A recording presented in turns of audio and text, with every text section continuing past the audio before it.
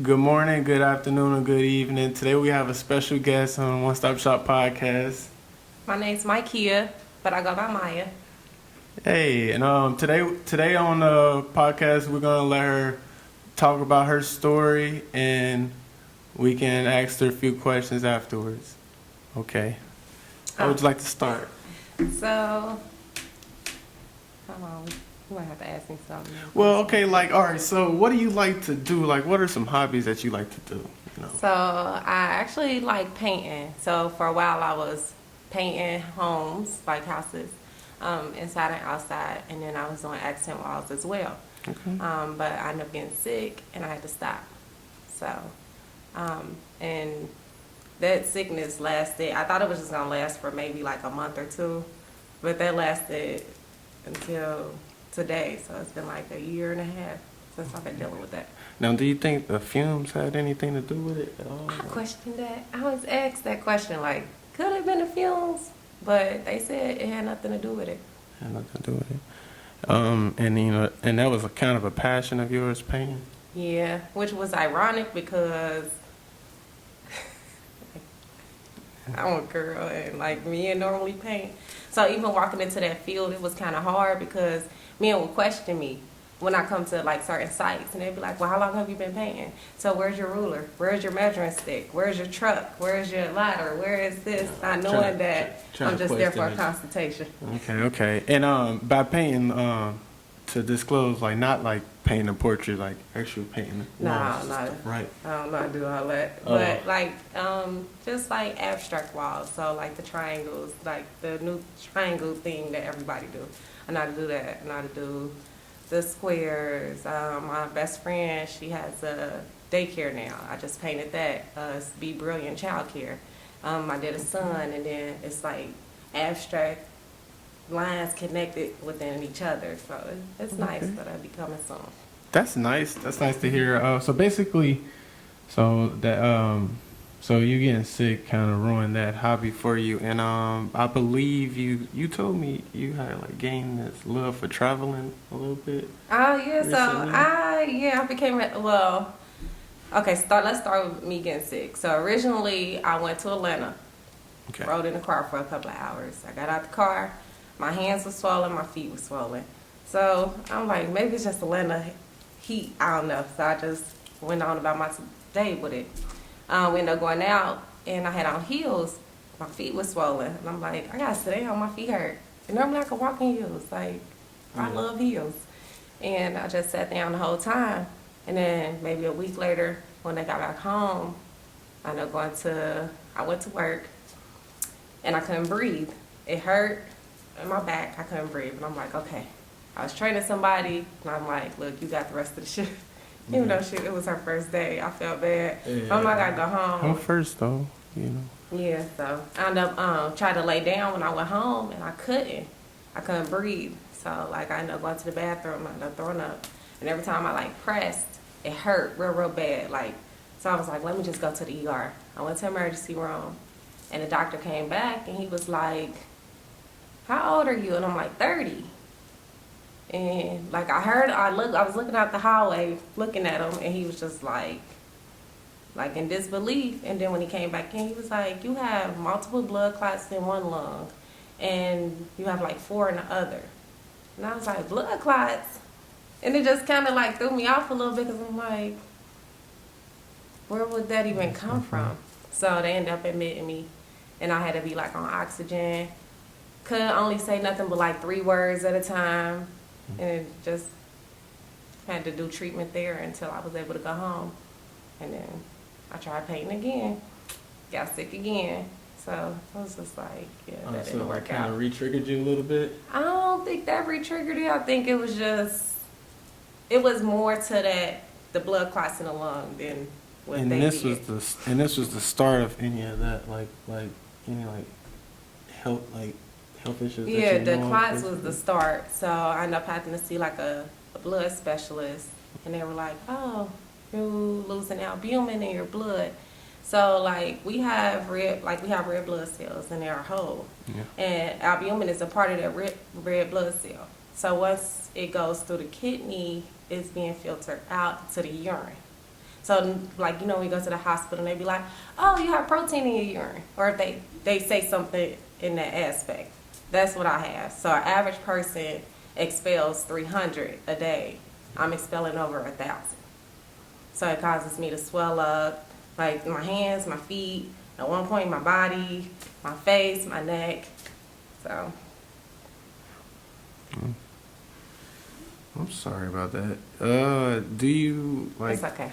Are you like, kind of like? How do you feeling now? You know. How you feeling? So I am going through chemo. So I was supposed to do it. Yesterday was my birthday. I was supposed to do it some days before my birthday, but they moved it to January. And that's why I said, like, the blood clots in my lungs started a whole epidemic of all of these things. So, like, in November, my feet swelled so bad, I couldn't even fit my Uggs. So I was just like, okay. My coworkers was like, you need to go down to the emergency room. I worked at the hospital. And they was like, 'cause your feet is swollen, your hands is swollen, your face is like this. Like, we think, like, something's wrong. So I went down there. I never go back up to work. Oh, you couldn't I go back stayed. in. Yeah, I was admitted for like 3 weeks. So they and did this is it. like the second time that you went in there. So I went in July the first time, and then I went back in November. So November to the end of I'm trying to think. November, stayed in the hospital for 3 weeks. So they ended up doing a biopsy. They put me on blood thinners when I had the blood clots in my lungs. My doctor forgot to take me off of my blood thinner medicine. And before they actually like poked me with the needle, so I ended up bleeding out. So I was in pain from that. So then I stayed in the hospital in pain for that. And then they was like, oh, we think it's membranous nephropathy. I'm like, okay, so what's the primary cause? They like, we don't know, but it's not lupus. So fast forward, now they think it's lupus. So a year later, they think it's lupus. So they misdiagnosed. Yeah. I mean, they still trying to diagnose And the this is lupus here in part. Cincinnati? Mm-hmm. In Cincinnati. Yeah, this would be my third. I think I went to 3 different hospitals. Like, how many mistakes did they make? Is there, you know... They made a lot. They made a lot. When I went with the blood clots in my lungs, they forgot to check my urine. So that could have been stopped right then and there. Yeah, so I mean that's an important first step really to do. Yeah, anyways. So months went by and all this protein is expelling out of So you know what I mean? Like, it just made it worse. It's not professional. Which hospital? I don't want to say. Yeah, okay, no, it's cool. I don't want to get sued by them. Nah, yeah. It's so. I mean, you might should be suing them. Honestly. We ain't gonna say their name at all. Say their names. Zero names, but. Jeez, I'm sorry that they did that, and you look great. And that's okay. So that's the thing too. So I always get them, like, every doctor I done had, they're like, "Oh my God, you're young, you'll bounce back." And then so when I went into the hospital for those 3 weeks, they ended up putting me on 2,000 grams of steroids, and then I had to start chemo medicine because my body started attacking. Because it didn't recognize the blood cells because the albumin was missing. So from the time missed. No, just like, and I guess after in general, like that's what the membranous nephropathy do. It attacked the immune system, like the immune system attacks my body. Okay. So I just be in pain. Okay. So they with that, they ended up putting me on all this stuff. So I blew up. I was like 180 some pounds. Just big, just from the steroids. So they said, you can't go to work, you can't be around people. So like my friends would like come knock on my door, leave me stuff at my doorstep. It was about to make me cry. Well, that's and sweet. They were like Thanksgiving, I couldn't go out the house or be around my kids. So like I said, my friends would sit and put food outside my door so I could get it, just so they don't get me sick. So for my birthday, I went to a gathering. It was only 6 people. Somebody there had COVID. Somehow I ended up catching it. And then that January, like my birthday is December 28th, January 2nd, I ended up having 4 heart attacks. I was admitted to the hospital. They had to do an angiogram to where they had to go through here first and then went here through here 3 times to try to get the clots out. And then still it was one left. They couldn't get it out. So they was like, we just got to make sure we monitor you for signs of stroke. So it was just like, okay.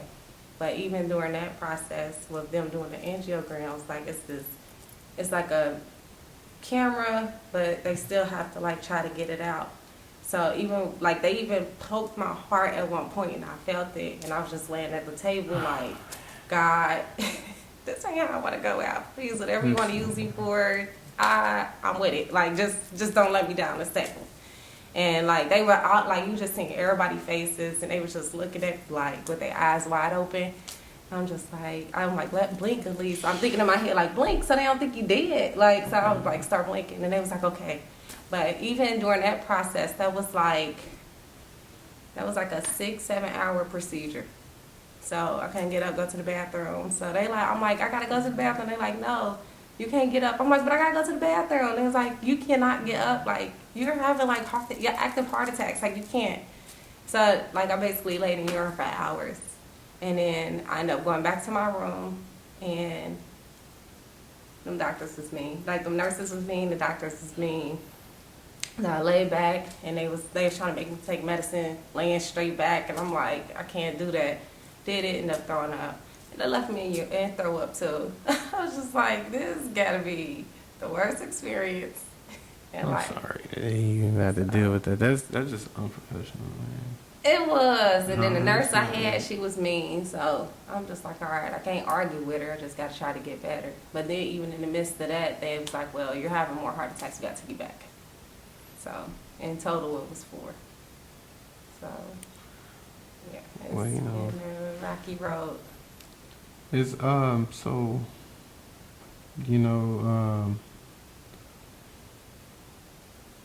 are there like other options of you like possibly like going to maybe like a hospital maybe in like Kentucky or Indiana? So next I'm gonna try Ohio State, because even after having the heart attacks I had to go to a cardiologist. So now I'm like, I got a cardiologist, a rheumatoid doctor, I have a blood doctor, I have a kidney doctor, I'm like, this and is like, and that sounds like it caused from a little mishaps. So Ohio State, that's in Columbus, right? Mm-hmm. Okay, I got my strong. next. I know I got strong. Listen, Cincinnati been kind of on a downhill slope. I got a strong feeling Columbus. My cardiologist did well, because recently I just went to him and we get an ejection fracture that everybody gets. So most people are at 60. Okay. After the heart attacks, I was at 30. So they like, yeah, you may have to get on a pacemaker if this don't get better. So we waited it out. We took medicine and did all these different trials. And I pretty much am like a guinea pig at this point. And I'm just like, okay, so now I'm at a 35 to 40%. So I'm like, that's better than being at 30. So I don't have to get the pacemaker. Okay. That That's better. So that's some positive. And then you're finally possibly about to go to a better location. Yeah. That's just not around here. I mean, I got high hopes in Columbus.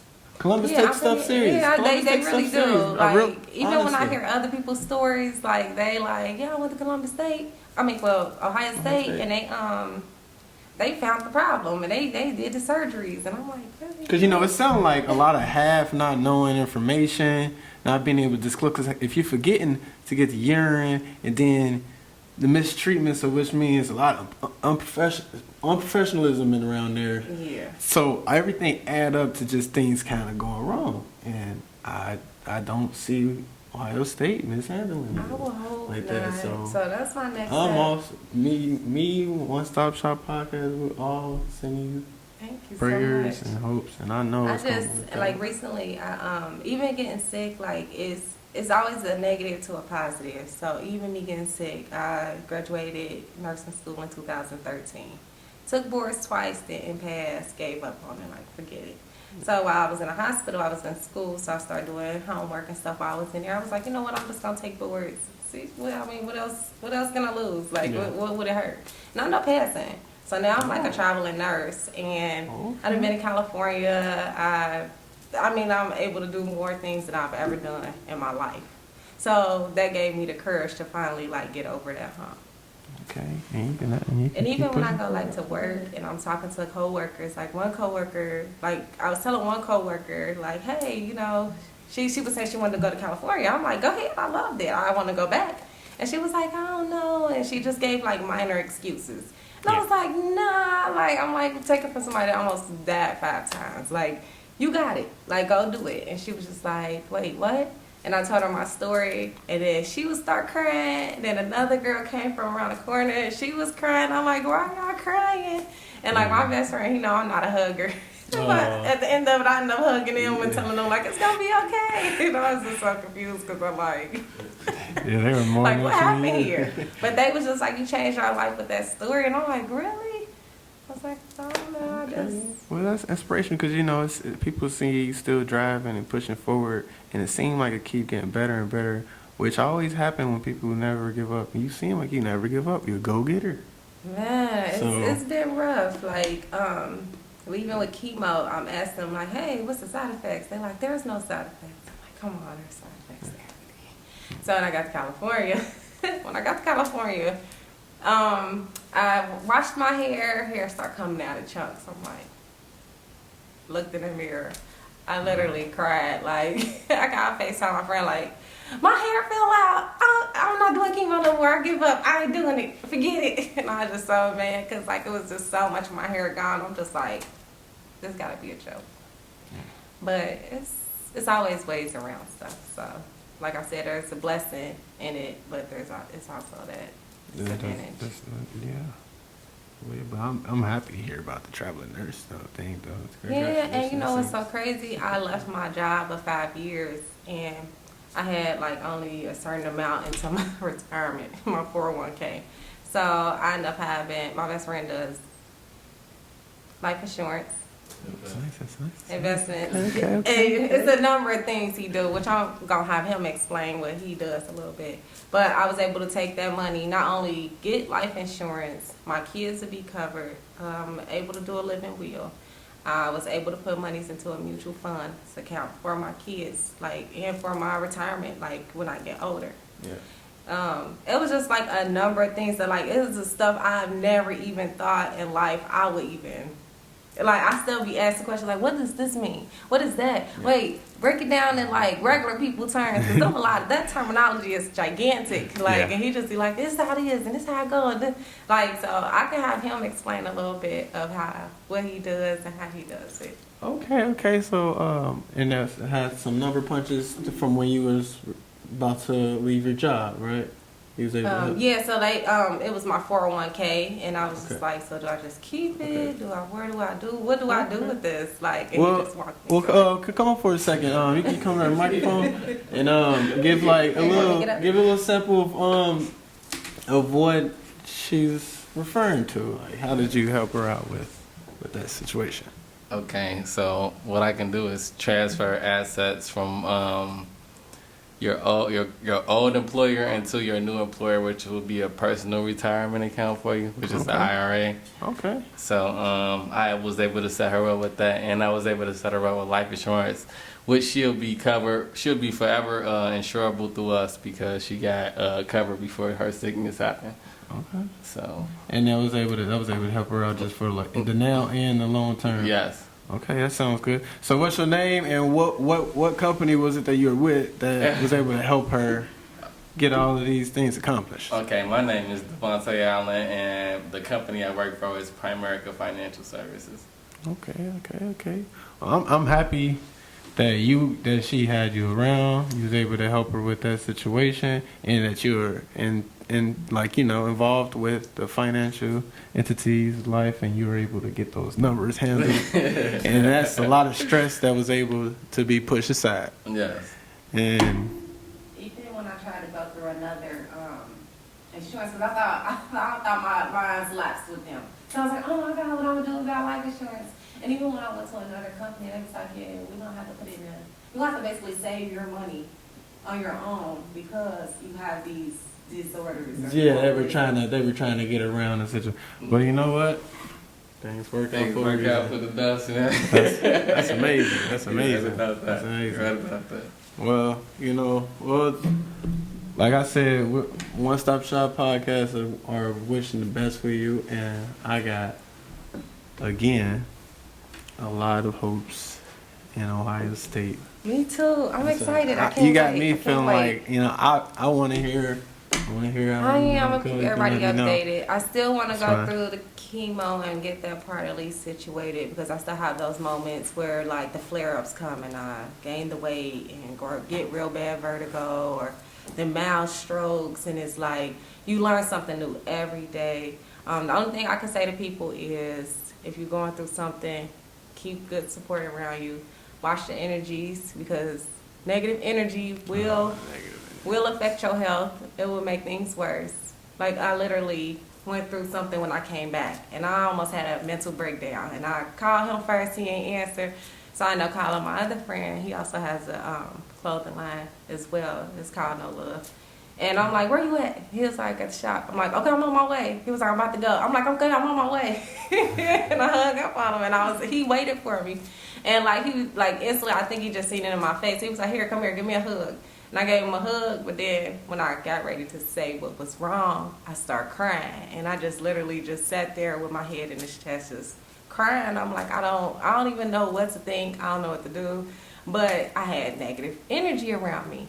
So that negative energy made it hard for me to mentally, spiritually, physically figure out like, okay, like all this time you've been positive. You've been thinking positive while all of a sudden you start to think negative. So you gotta watch the energy you bring around you. And if you have a fear of anything, like let it go. Because the worst you could do is fail, but you can always try again. And keep trying. True. And keep trying. Keep fighting. Keep fighting. Keep fighting. Until you just can't fight no more. I agree. So, moral story, have a great support system and never give up, Don't give up. Never give up. Even if you want to. Even if you don't have bad days. I ain't going to sit here and say I ain't had days where I cried. I cried. My hair. I cried. I couldn't breathe. They're like, it's hair. I don't care. Like, I want my hair. It's mine. Yeah, I know. And it's like, okay, well, they make wigs. But And looks. your sister do hair. Like, like, you good. So it's just like you got to think. You got to overthink the negative. You got to overthink it. Like, you got to let it go. If somebody stressed you out, you got to let them go. yeah, for sure. And that's all we have for today. I hope everyone has a great week. And again with you, I hope everything goes well. Thank y'all for having me. Like, Oh, no problem. You come back anytime. The one podcast I just did with the Bengals fans was hilarious. Oh, yeah. Bengals fans are kind of wild right now. We won some important games. So, I'm a part of them. They were drunk, though. Those people. I can tell. Yeah, that's wild. Okay, you guys, bye.